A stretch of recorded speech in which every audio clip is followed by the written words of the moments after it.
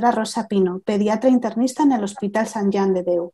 Forma parte del grupo de trabajo de este síndrome en su hospital y del grupo de trabajo que desarrolló el Protocolo Nacional sobre SIMPED en cargo a través de la SEFO y de la EP.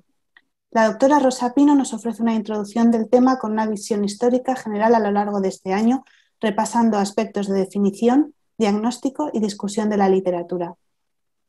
A continuación hablará la doctora Inés Leoz, pediatra de la Unidad de Cuidados Intensivos del Hospital Niño Jesús, quien nos presentará la casuística de los dos centros a los que pertenecen, en total 67 casos, junto con un repaso de los algoritmos diagnóstico y terapéuticos y la evolución de los mismos. Esta presentación durará aproximadamente 60 minutos, tras los cuales podrán hacer las preguntas a los ponentes. Si durante la exposición les surgiera alguna duda, pueden hacerlo a través del chat y tras la presentación haremos vuestras preguntas. Mientras tanto, rogamos mantengan el audio en silencio. Muchas gracias a todos los participantes por vuestro interés en este encuentro digital, que esperemos que sea interesante y que disfruten. Recordarles que la presentación será grabada gracias a la aprobación de los ponentes para que puedan visualizarlo en vídeo en los días siguientes a través de nuestro canal de YouTube. Y sin más preámbulos, damos comienzo a la presentación que empezará con la aportación de la doctora Rosa Pino. Cuando quiera, Rosa. Muchas gracias, Jimena, por la presentación y por, conjunto con Inés, hemos preparado esta presentación que espero que sea de vuestro agrado y empezamos dando las gracias a la organización, a la Sociedad Española de Pediatría Hospitalaria por darnos este voto de confianza en invitarnos a hablar de este síndrome que justo pues hoy hace un año en el que se empezó la descriptiva y que todos hemos vivido y que esperamos que al final de la presentación podamos compartir las experiencias que hemos tenido en cada centro en cuanto a el surgir y el manejo de este síndrome nuevo que ha venido de la mano de este virus en este año tan extraño. Me gustaría empezar la presentación en cuanto a cuando te pones a trabajar sobre un tema y sobre todo sobre una enfermedad, te gustaría poder desarrollar todos los aspectos que a ella se definen, ¿no? En cuanto a la definición, aportar datos sobre su incidencia, sobre etiología, sobre qué relación se dispone de este síndrome inflamatorio en asociación con el nuevo coronavirus, su inmunopatogénesis, poder explicar los datos clínicos y su correlación fisiopatológica, tanto con los biomarcadores como con imágenes, las estrategias de tratamientos, primer escalón, segundo escalón, cuándo escoger el tratamiento idóneo, pronóstico, etcétera, ¿no? Pero cabe decir que todas estas preguntas siguen siendo una incógnita en cuanto a su respuesta, porque en realidad, pues, como bien sabéis, solo hace un año que prácticamente se ha descrito esta enfermedad. Recordemos que fue el 27 de abril del año pasado cuando nuestra sociedad nos emitió una notificación alertando de esta nueva expresión de coronavirus o de infección por SARS-CoV-2 en el paciente pediátrico en forma de síndrome inflamatorio multisistémico. Como sabéis, este año ha sido un año muy extraño en cuanto a las cuestiones personales de conciliación que cada individuo ha podido tener en relación con la pandemia, pero también ha sido muy extraño en cuanto a nivel científico. Hemos llegado a un índice de publicaciones mensuales que es imposible de analizar y de estar casi al día en cuanto a todos los datos que se aportan en la literatura, y esto también ha sido una carrera contrarreloj. Es que acabo de conectarme a un curso de pediatría. ¿Me puedes llamar dentro de una hora que termine dentro de una hora? En cuanto al objetivo de la presentación, como bien ha dicho Jimena, es intentar dar o perfilar este nuevo síndrome inflamatorio desde una visión de pediatra internista intensivista, con una mirada a las otras especialidades que sustentan y que nos han aportado durante este año visión y respuestas un poco a todo el perfil que esta enfermedad manifiesta. a modo de introducción, si hacemos marcha atrás y empezamos, hacemos visión histórica del año y empezamos en el día 11 de marzo, en cuando se declara la pandemia por parte de la Organización Mundial de la Salud, en aquellos primeros meses había una incertidumbre, no sabíamos bien cómo afectaba esta infección a los niños, sí que sabíamos por los papers o por los estudios que iban apareciendo desde China, que decían o pronosticaban que la infección pediátrica iba a ser de muy baja incidencia, que las manifestaciones pediátricas eran poco severas, sobre todo estaban en el periodo de lactante, era cuando quizás habían los reportes de casos más severos, pero fuera de ahí no había una sintomatología pues muy poco sintomática, con tos, fiebre y pocos síntomas gastrointestinales y poco más. Pero fue a partir del 27 de abril del año pasado cuando alrededor de esas fechas diferentes países notificaron, tanto en España como en Francia, como en Italia, empezaron las diferentes sociedades científicas a alertar de un nuevo síndrome o de un cuadro que se estaban viendo en pacientes, cada uno cuadros de miocarditis y shock, algunos con características, compartían características de enfermedad de Kawasaki. Entonces este perfil de pacientes que se fue describiendo en las diferentes partes de Europa cuando la infección llega a nuestras fronteras, motiva que las diferentes sociedades, sobre todo el Royal College, que depende de Inglaterra, que fueron las primeras, la primera entidad que notificó o que intentó perfilar qué tipo de características clínicas tenían estos pacientes, asociado al CDC y la Organización Mundial de la Salud, se reunieron para intentar definir delante de qué espectro clínico estábamos viendo, ¿no? La primera definición de síndrome inflamatorio multisistémico asociado a SARS-CoV-2 se tiene en cuanto a las tres sociedades científicas que comparten más o menos similitudes, pero que también hay algunas diferencias en cuanto a, sobre todo, son tres formas de denominar al mismo síndrome inflamatorio, por eso veréis en la literatura que a veces se utiliza el término PIMS, que depende sobre todo del Royal College de Londres, pero también utilizamos el término MIS, que es el síndrome, que son las siglas en inglés que ha desarrollado el CDC y la Organización Mundial de la Salud, y nosotros en el documento de consenso utilizamos el término SIMPED, que es el síndrome inflamatorio multisistémico pediátrico asociado a SARS-CoV-2. Estos 3 o 4 nombres vienen a definir un espectro que se parece en la definición clínica, porque se resume como una fiebre en un paciente menor de 19 años o menor de 21, según escojamos la definición, una fiebre que tiene que asociar una reacción inflamatoria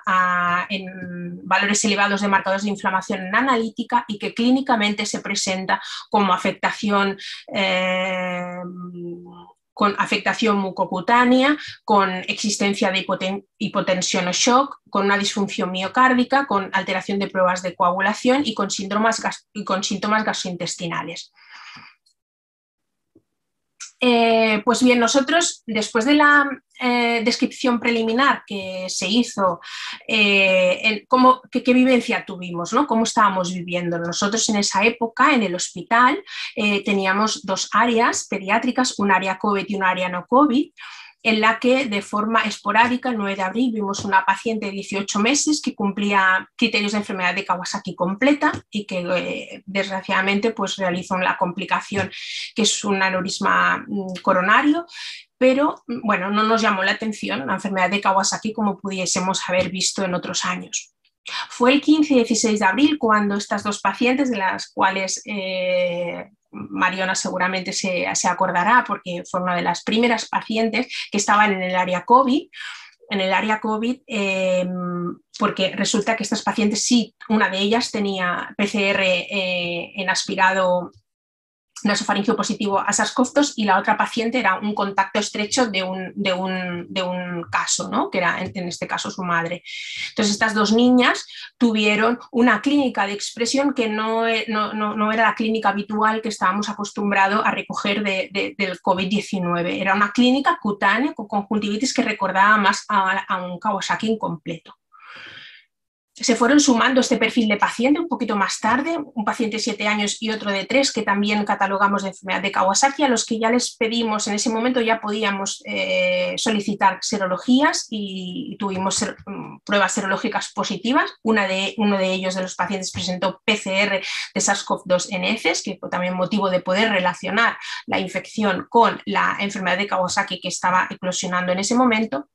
Y un poquito más tarde otro paciente de 3 meses con una enfermedad de Kawasaki incompleta al que no le pudimos encontrar la relación directa con el virus. De forma paralela, esto es lo que veíamos, esto es nuestra fotografía de la planta de hospitalización. Era un paciente estable con esta enfermedad inflamatoria imitaba una enfermedad que ya nosotros estábamos acostumbrados a diagnosticar o por lo menos que ya habíamos visto previamente. Pero en la unidad de cuidados intensivos empezaron a aparecer unos pacientes que, en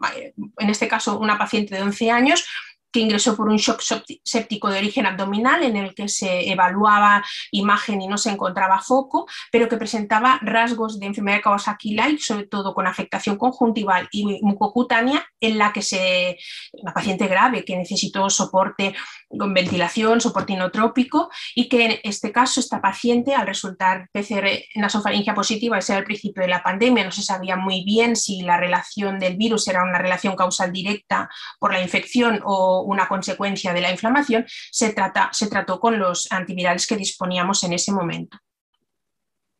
sumado a corticoides y gamma-globulinas. Y unos días más tarde, pues un perfil similar,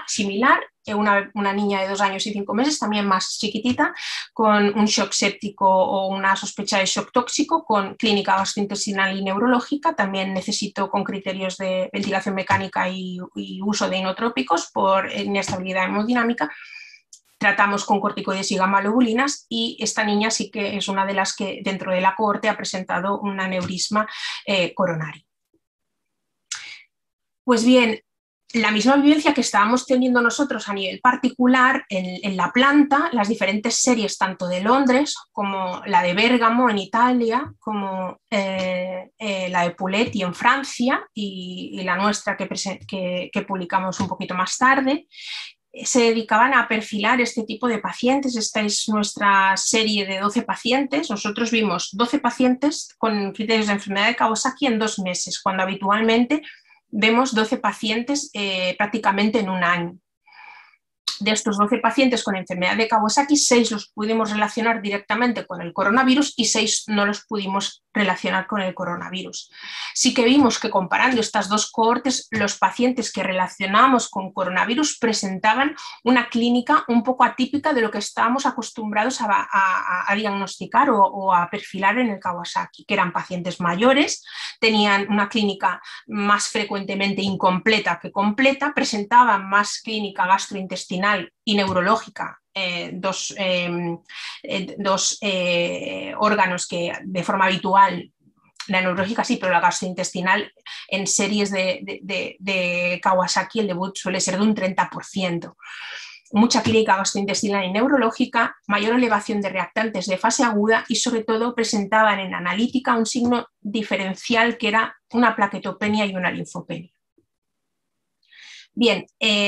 a lo largo de, conforme la epidemia o la infección se va propagando por las diferentes áreas y cuando llega a Estados Unidos ya esta serie de 12, 16, 15 pacientes que se publicaban al inicio permitía recogida de muchos más casos y así poder delinear cuáles eran los fenotipos de expresión de esta enfermedad. A nivel estatal se construye el Registro Nacional de Pacientes Pediátricos con infección por SARS-CoV-2, que se coordina desde el Hospital 12 de Octubre, en el que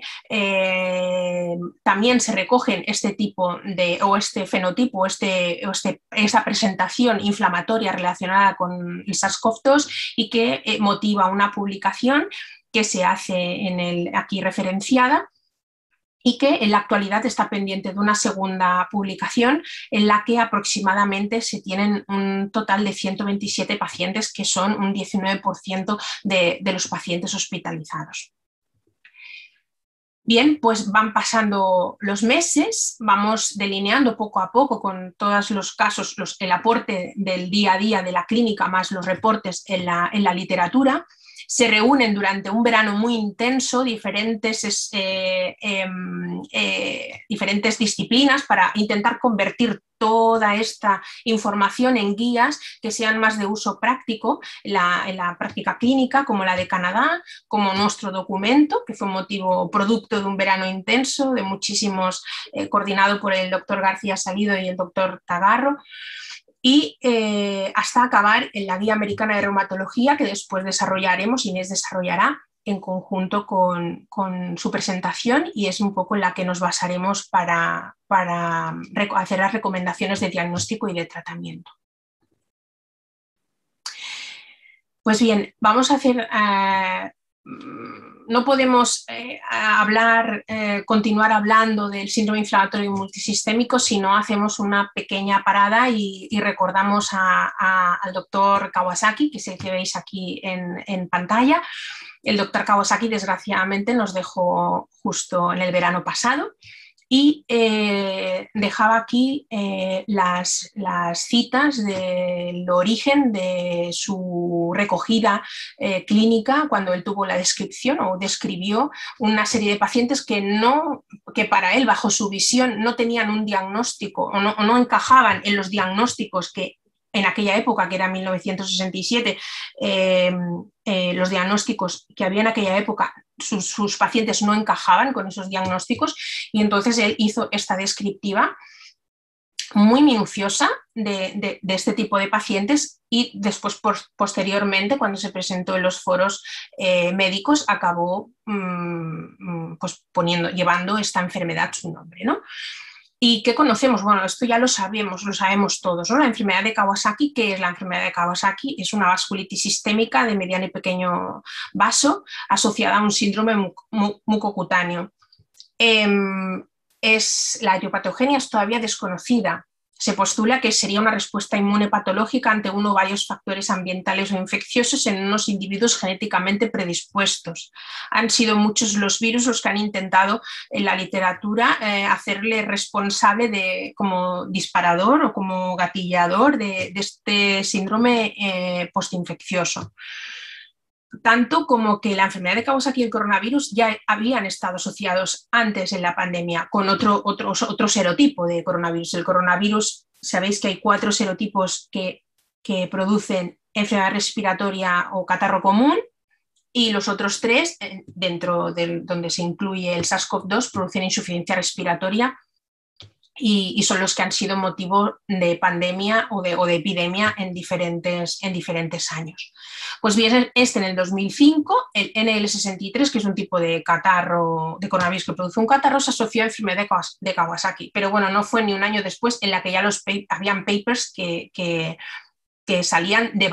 rebatiendo, diciendo que no era cierta esta asociación, ¿no? Como veis, y posteriormente se postularon o se pusieron encima de la mesa otros serotipos de coronavirus.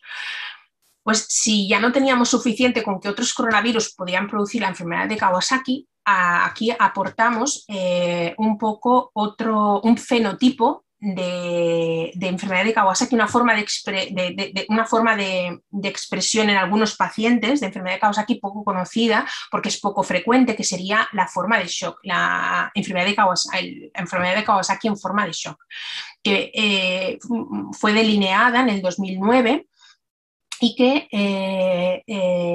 este tipo de presentación o esta forma de presentación de la enfermedad de Kawasaki es una forma de presentación muy poco frecuente. Fijaos que en esta serie la incidencia es prácticamente un 7%. De estos 13 pacientes que presentaban enfermedad de Kawasaki asociada a shock, si os fijáis, estos pacientes tenían mayor edad, predominaba este perfil de expresión en forma de shock en la raza hispánica más que en la no hispánica. predominaban también los síntomas digestivos, tenían mucha elevación, muchísima más elevación de biomarcadores inflamatorios, más que quizás las otras formas de presentación de enfermedad de Kawasaki. Presentaban coagulopatía, plaquetopenia, esta cohorte presenta mayor resistencia a inmunoglobulinas. De hecho, es por eso que se recomienda en este perfil de presentación el uso de la gamma-globulina junto con corticoides para intentar controlar mucho, inmunomediar muchísimo mejor el cuadro, ¿no? Y la potencia inflamatoria. Y que esta forma de presentarse compartía dos características. Aparte de tener mayor afectación coronaria, presentaba afectación ventricular izquierda, un defecto de función ventricular. Pues claro, los conocedores y los popes que discuten la enfermedad de Kawasaki, los foros médicos, pues también se plantearon, es decir,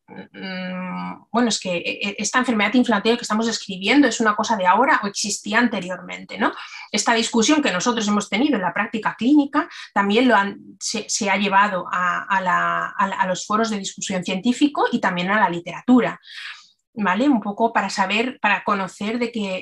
realmente saber lo que estamos mirando y poder discutir a modo de, ¿no? Y tener un poco los criterios todos claros.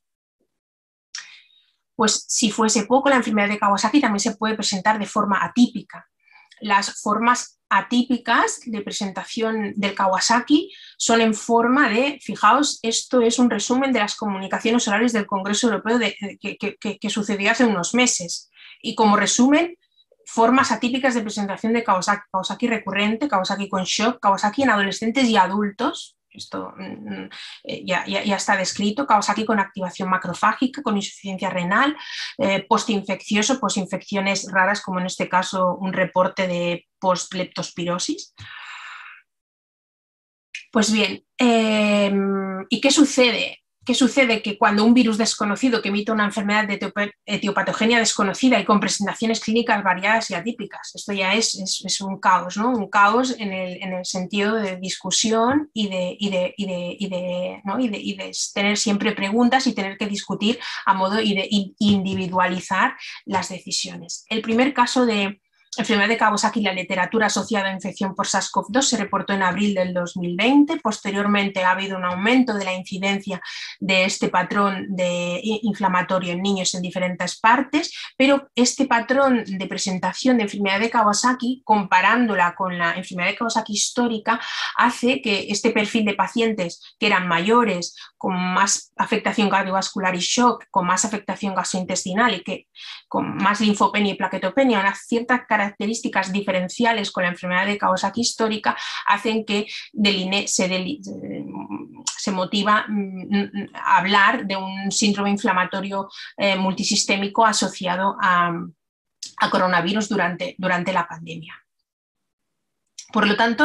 la infección por coronavirus puede dar una infección aguda, la COVID-19, que sabemos que en el paciente pediátrico pasa prácticamente desapercibida, la fase aguda. Si bien la infección por coronavirus de forma retardada y como síndrome inflamatorio postinfeccioso, tenemos esta entidad que le hemos llamado síndrome inflamatorio multisistémico pediátrico, y sabemos que son las dos. Hay suficiente literatura para saber que de forma clínica y de forma analítica se comportan diferente.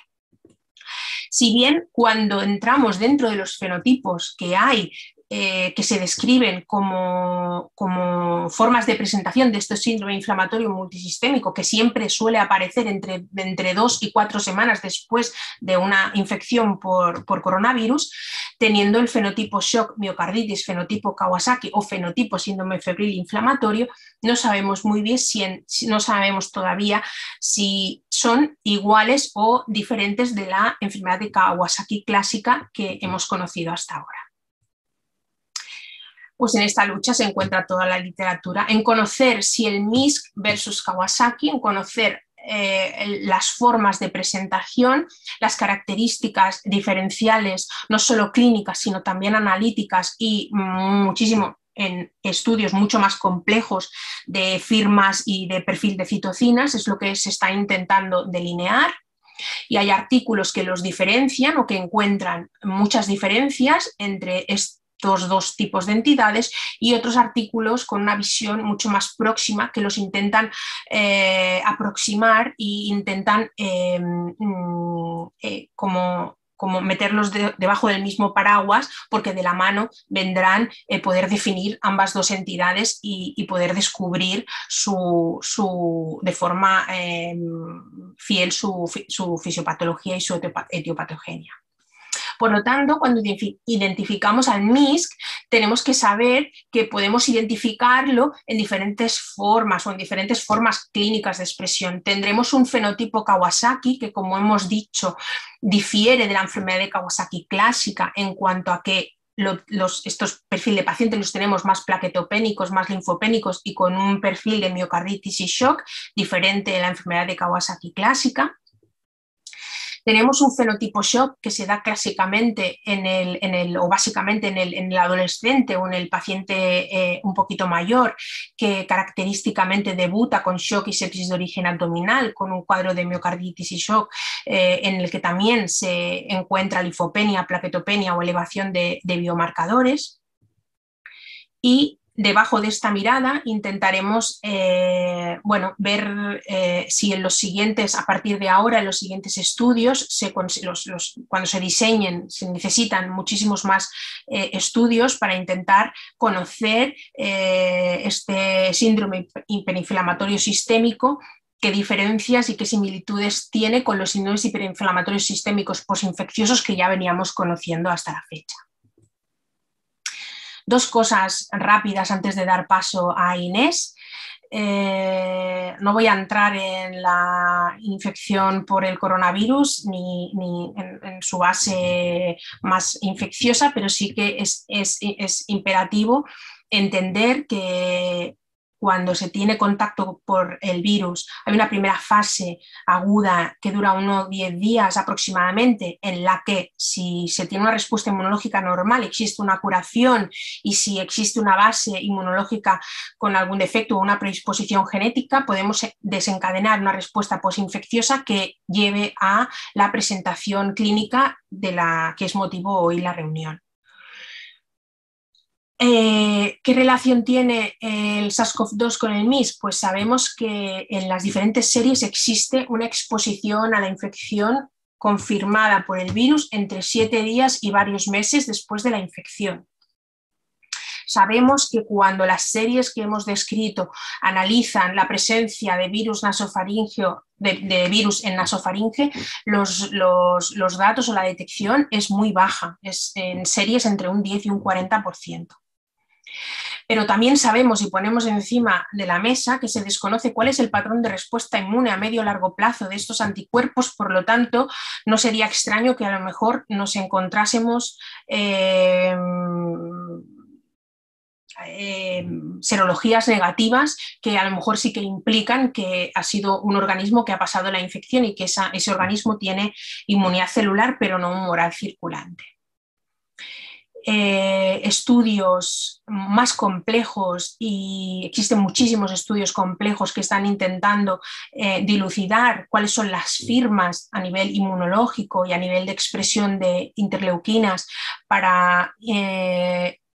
estudios que esos estudios ya se han hecho en la enfermedad de Kawasaki, que se están reproduciendo en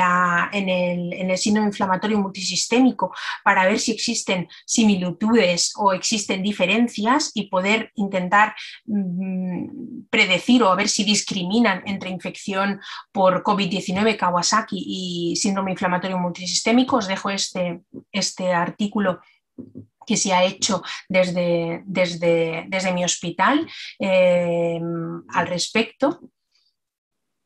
Y para ya acabar de liar un poquito más toda esta presentación, explicaros que a partir de los datos que nosotros o que los pediatras hemos ido describiendo en la literatura y definiendo en cuanto a este síndrome hiperinflamatorio, los adultos también han empezado a delinear o a catalogar o a buscar dentro de los pacientes que habían ingresado con COVID-19 algunos de los adultos que podían tener criterios también de presentación de este síndrome multisistémico y los están empezando a tratar a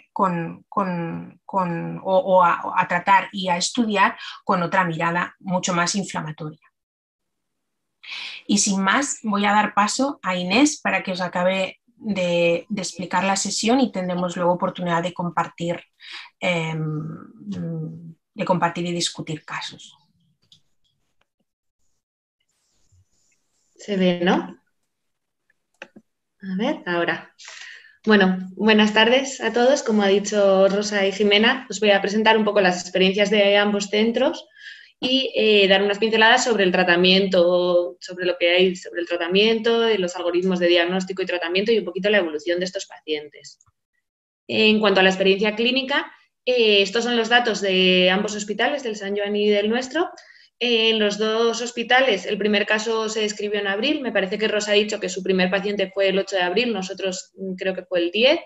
Inicialmente son pacientes, claro, y desde mi parte de UCI, son pacientes que se describen como una sepsis de origen abdominal, como un shock tóxico, un Kawasaki incompleto o miocarditis o a veces pinceladas de todos estos diagnósticos. En total, entre los dos hospitales hemos visto 71 casos desde abril hasta marzo de este año y decir que la gran mayoría son niños sanos que no tienen ningún antecedente de interés. En cuanto al origen de estos niños, veis que son 67 pacientes porque hay 4 que no sabemos bien el origen, pues la gran mayoría son caucásicos, hasta casi un 50%, seguido por latinos en el 27% de los casos. Y luego señalar, estas son las olas, estas son las olas de la pandemia, pues señalar que la máxima incidencia de los niños con MIS pues es justo al final de cada ola, como entre 2 y 4 semanas después de la infección aguda, como ha dicho Rosa. Aquí podemos ver la comparativa de los dos hospitales, como veis es muy similar. En el Sant Joan han visto 37 pacientes, nosotros 34, un poquito más de varones que de mujeres, con una mediana de edad en torno a los 9 años. Y sí que hay una diferencia muy importante en cuanto al ingreso en UCI, pero porque yo creo que nosotros hemos sido muy cautos y es verdad que han ingresado a muchos pacientes 24 o 48 horas simplemente para vigilancia clínica, independientemente de la estabilidad. Y aquí podéis ver pues, la evolución según los momentos del año. Es verdad que la máxima incidencia fue en la primera ola, pero después, bueno, pues se ha mantenido después de la segunda y tercera ola una incidencia pues, entre 2 y 4 pacientes mensuales. Como veis, los pacientes que hemos tenido, pues aparece fiebre en el 100% de los casos, una mediana de días de fiebre de 4 días, según la literatura está entre 3 y 5, o sea que parece que coincide, con dolor abdominal en un altísimo porcentaje de los niños y síntomas gastrointestinales, vómitos y diarrea. Es mucho menos frecuente los síntomas respiratorios, como puede ser la tos, y sí que hemos visto un 50% de los pacientes lesiones cutáneas, como las que veis ahí. Esos son niños que hemos tenido ingresados en la UCI e hiperemia conjuntival o hemorragias subconjuntivales. Y luego, en cuanto a la afectación de los distintos órganos, pues también se ve afectación hepatobiliar hasta en un 65% de los niños con elevación de transaminasas, de GGT y bilirrubina, afectación renal, que habitualmente mejora, parece un origen prerrenal, por lo menos en parte, porque sí que mejora con la hidratación y los días de evolución, y afectación cardíaca en un altísimo porcentaje. En las series, en la bibliografía describen más de un 60%, nosotros vemos prácticamente el 90%, con 1 de cada 5 niños con una disfunción del ventrículo izquierdo, con una FEBI menor del 50%. Y aquí os quería mostrar un poco las diferencias que hemos tenido en cuanto al tratamiento. Es verdad que doy la visión de la UCI, donde son niños graves, muchos con soporte inotrópico, con oxigenoterapia de alto flujo, ventilación no invasiva o invasiva. Entonces, en la primera oleada es verdad que hicimos un tratamiento con lo que se disponía en el momento, con hidroxicloroquina, caletra, citromicina, incluso tocilizumab en la mitad de los pacientes. Sin embargo, ahora veremos, pues todos esos tratamientos han sido desterrados al ver que no hay una evidencia clínica favorable. Lo que sí se ha aumentado es mucho el uso de inmunoglobulinas, corticoides se mantiene y yo no sé si, supongo que es por la detección precoz y por el tratamiento precoz, pero es verdad que los pacientes que vemos actualmente pues precisan menos ingreso en UCI, menos soporte inotrópico y menos soporte respiratorio. En cuanto a las estrategias de tratamiento, bueno, pues lo primero, revisando un poco toda la bibliografía, es que es fundamental una detección precoz y para eso debemos tener un alto índice de sospecha, tanto con la clínica que hemos estado contando como con las alteraciones analíticas que ha mencionado Rosa. Y luego se intenta buscar también un vínculo epidemiológico, aunque es verdad que no siempre es claro o no siempre lo encontramos. Podría ser una PCR positiva, una serología positiva o bien un contacto estrecho con una persona confirmada o sospechada en las últimas 4 semanas. Este algoritmo lo propone el Colegio Americano de Reumatología, en el que plantea, pues el niño que tenemos tiene todos los siguientes, tiene fiebre, un vínculo epidemiológico y al menos 2 de los siguientes síntomas, RAS, síntomas gastrointestinales, cambios en mucosa oral, edema de manos y pies, conjuntivitis, linfadenopatía o síntomas neurológicos. No, pues oye, tenemos que seguir pensando en que pueda ser un MIS-C, pero debemos valorar otro diagnóstico diferencial. Sí, pues igual, nos planteamos otras causas, siempre evaluar otras causas de fiebre y exantema y aún así seguir investigando el MIS-C. ¿Nuestro paciente tiene un shock de etiología incierta? Sí, pues entonces ya haremos una evaluación completa, lo que establecen como nivel 1 y 2, que ahora veremos en lo que consiste. No, pues entonces vamos a ir por partes. Lo primero, haríamos un primer nivel de evaluación, que sería una analítica completa con leucocitos, bioquímica, USG, proteína C reactiva y serología o PCR para SARS-CoV-2. Y si nuestro paciente tiene esas alteraciones analíticas, o bien PCR o USG y al menos uno de los siguientes, pues entonces pasaríamos a realizar un segundo nivel de evaluación más completo, donde tendríamos que incluir una valoración cardíaca con electrocardiograma, ecocardiograma, marcadores bioquímicos, ferritina y coagulación con dímero D. Que no, pues oye, volvemos, continuamos, planteamos otro diagnóstico diferencial, siempre teniendo en cuenta que este niño puede presentar un MIS-C y sobre todo si existe un vínculo epidemiológico. Si volvemos al tratamiento, bueno, pues lo que hablamos, principalmente un tratamiento de soporte guiado por el ABCDE, con monitorización y con soporte con sueroterapia, con inmunotrópicos, e incluso valorar ingreso en UCI si precisa. En cuanto a la antibioterapia empírica, pues es que es verdad que son niños que en muchas ocasiones tienen un diagnóstico diferencial difícil con una infección bacteriana grave porque tienen una afectación clínica y analítica muy importante. Entonces es verdad que leyendo las distintas guías sí que recomiendan iniciar un antibiótico de amplio espectro hasta que los cultivos sean negativos, pues por al menos 48-72 horas. ¿Qué antibiótico? Bueno, pues en función de la sospecha clínica, ceftriaxona o cefota, o si sospechamos un shock tóxico, pues añadiríamos vancomicina, clindamicina y a veces plantean, si se sospecha un origen abdominal, incluso añadir metronidazol. Es verdad que nosotros generalmente cubrimos con cefotaxima o ceftriaxona y esperamos a los cultivos si la sospecha clínica de MIS-C es muy alta. Y lo que hablamos antes, pues los tratamientos que estuvieron en boga al principio, como la hidroxicloroquina, la citromicina y el caletra, pues se ha visto que no existe una evidencia a favor y de hecho la recomendación actual está en contra de estos tratamientos. El remdesivir, bueno, pues la eficacia hoy por hoy es incierta. Es verdad que en adultos, pues bueno, parece que no, pero si en niños, o sea, si antes de la intubación puede prevenir en insuficiencia respiratoria, está claro que no parece que esto sea o sea, que en este caso venga bien el uso del remdesivir. Y en cuanto al tratamiento inmunomodulador, pues tenemos tanto las inmunoglobulinas como los corticoides. Es verdad que en todos los casos moderados graves sí que se recomienda el uso de inmunoglobulinas a 2 gramos por kilo, sobre todo en pacientes que cumplan criterios de enfermedad de Kawasaki, shock tóxico o afectación miocárdica, teniendo en cuenta que si los pacientes tienen inestabilidad hemodinámica, pues podemos repartir esa dosis en 2 días, por la sobrecarga de volumen sobre todo. En cuanto a los corticoides, pues está discutido, hay algunas publicaciones que lo recomiendan ya como un primer escalón junto con las inmunoglobulinas y hay otros que esperan y inicialmente tratan con inmunoglobulinas y si la situación es refractaria a inmunoglobulinas, entonces añaden corticoides. En las formas Kawasaki-like, pues lo que digo, en algunas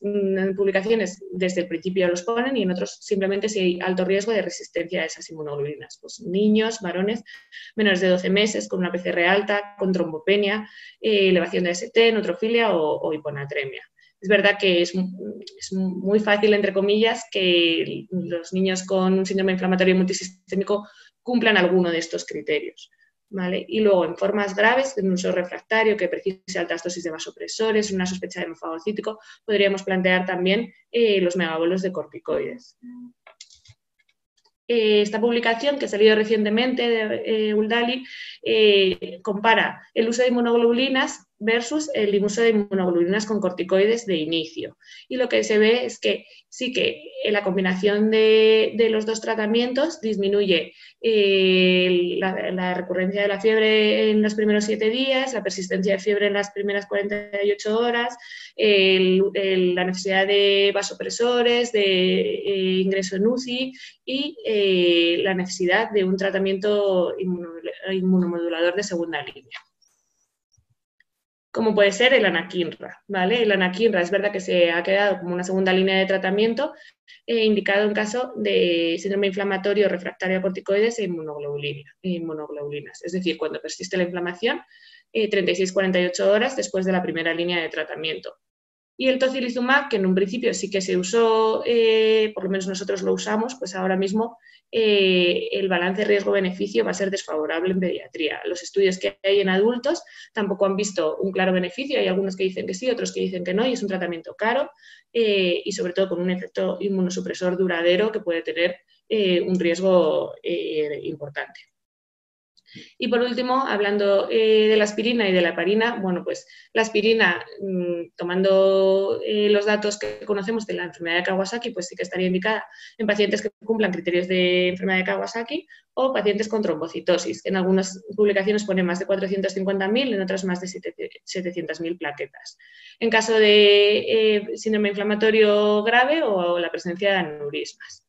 Y la heparina, pues los datos que tenemos muchas veces son extrapolados de adultos. Entonces, ahora mismo lo que nosotros hacemos es iniciar profilaxis en niños que tienen un dímero D muy elevado, más de 6 veces el valor normal, pacientes inmovilizados, con aneurismas gigantes, con una fracción de eyección menor del 30% o con antecedentes personales o familiares de enfermedad tromboembólica o de patología isquémica.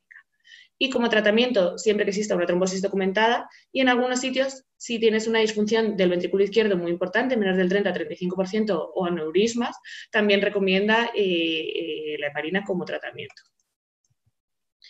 Y ahora, bueno, os voy a enseñar 2 algoritmos que hemos encontrado en la literatura, que saber que están basados en la experiencia clínica y en los consensos que existen, porque no hay publicaciones que comparen distintas formas de actuación y de hecho no está demostrada la superioridad de un tratamiento sobre otro. Bueno, esta tabla está cogida del protocolo de consenso español que se hizo en verano del año pasado y sobre todo quería señalar, bueno, pues la importancia de la monitorización, las constantes vitales, del tratamiento de soporte, como habíamos hablado, y de la valoración cardíaca, con ecocardiograma, electrocardiograma y marcadores de disfunción cardíaca, como puede ser las troponinas o el ProBNP.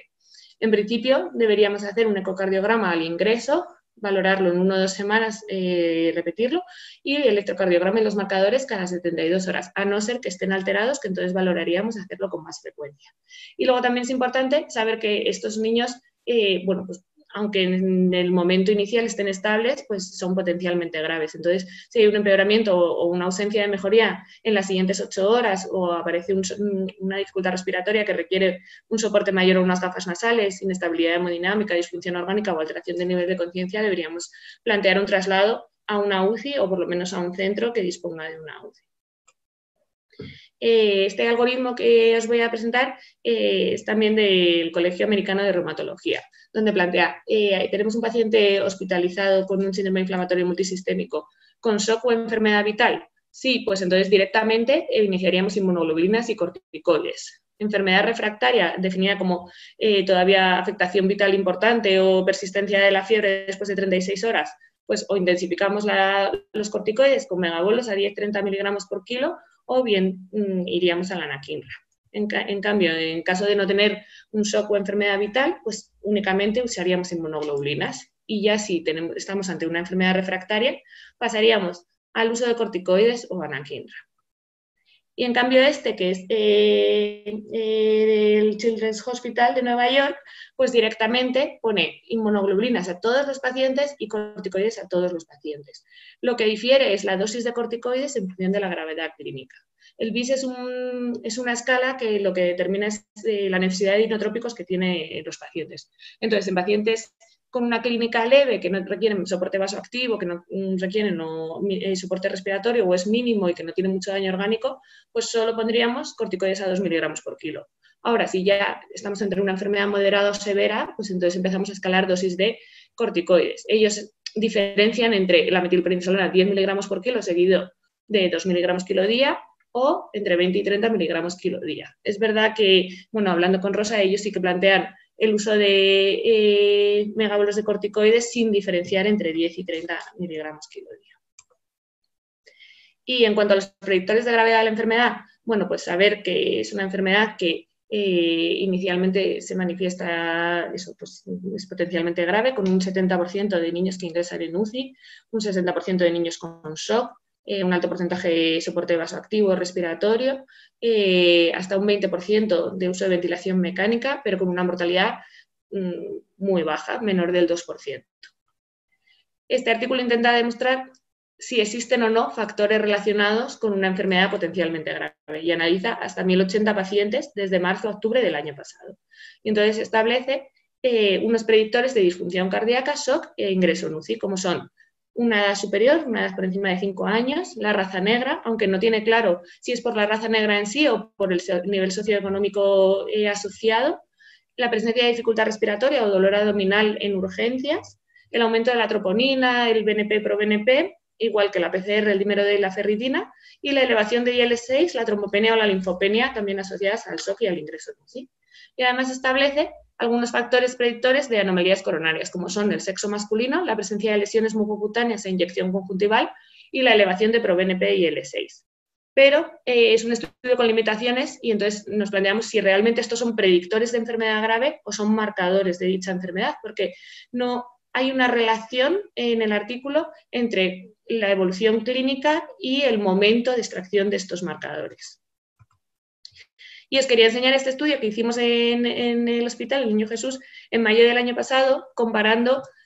los niños que tenían un curso que llamamos no complicado, es decir, que ingresaban en la planta, con aquellos con un curso con una evolución complicada. Y entonces sí que se vio que los linfocitos eran significativamente más bajos en los niños que tenían un curso complicado, la PCR y la PCT eran más altas, al igual que el dímero D y la ferritina.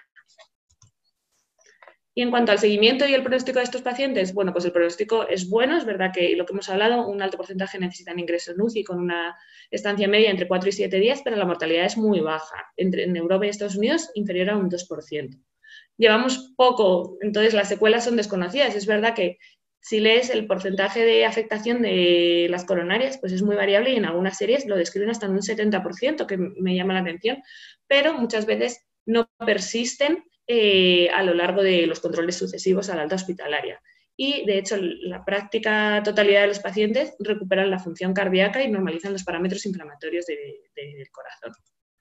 En cuanto al seguimiento, bueno, pues esto es lo que hacen en el Children's Hospital, que les ve un pediatra a las 48 o 72 horas del alta y a los 15 días. Y el cardiólogo igual a las 2 semanas tras el alta y después a las 6 semanas. Y un control a los 6-12 meses. Están exentos de hacer deporte hasta que les vea el pediatra y el cardiólogo, y si hay miocarditis, pues no deben realizar deporte al menos 3-6 meses después del alta. Y luego los demás especialistas, bueno, pues individualizado en función del paciente.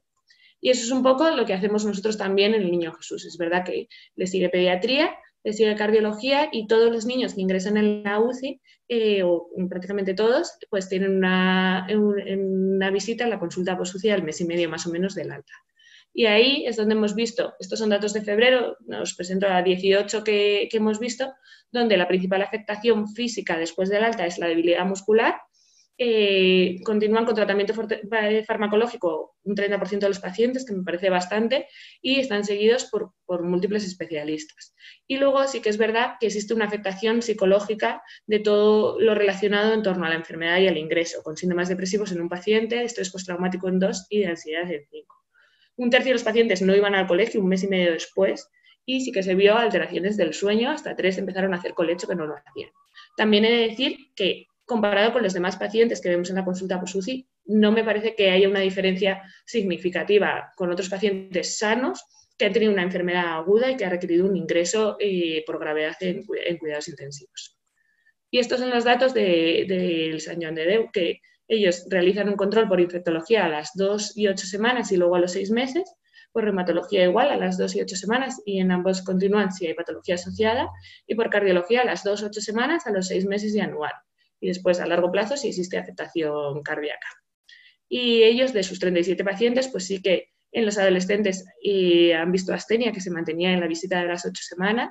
en 2 niños dificultades del sueño, como os contaba previamente, y tuvieron un paciente de 3 años que ingresó a los 2 meses por una crisis convulsiva con un estudio completo, tanto neurológico como cardiológico, normal. Y luego también 2 pacientes con aneurismas coronarios. Una de ellas se ha normalizado el tamaño coronario y en la otra niña de 2 años queda una hiperrefringencia, pero con normalización de la dilatación. Y por último, para concluir, bueno, pues saber que el MIS existe como consecuencia de una respuesta inmune exagerada al SARS-CoV-2, que tiene una expresión clínica similar a la de enfermedad de Kawasaki, y esa es la manifestación pediátrica de la tormenta de citoquinas que han descrito los adultos. Es fundamental caracterizar el síndrome, comprender la causalidad, describir las posibles intervenciones a partir de estudios futuros que expliquen cuál es el rol patogénico del SARS-CoV-2 en lo que conocemos como MIS-C. Y por último, también es fundamental entender la predisposición genética, racial y los factores socioeconómicos en la fisiopatología de este síndrome. Y nada, muchas gracias. Pues muchas gracias a Rosa e Inés por tan excelente presentación. Y a continuación, si queréis, podéis realizar las preguntas activando el micrófono o a través del chat. Mientras os lanzáis en el chat, ya se han hecho 3 preguntas. La primera es de Vicky de Valencia